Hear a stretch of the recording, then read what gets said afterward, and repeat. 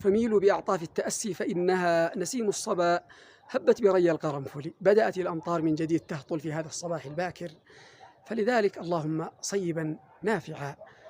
ولذلك وهو يغمرنا هذا النسيم العليل الجميل تذكرنا حديث صلى الله عليه وآله وسلم الذي جاء في صحيح مسلم حين قال: إن في الجنة لسوقا يأتونها كل جمعة فتهب ريح الشمال فتحثو في وجوههم وثيابهم فيرجعون إلى أهليهم وقد ازدادوا حسنا وجمالا، فيقولون لهم أهلوهم: والله لقد ازددتم بعدنا حسنا وجمالا.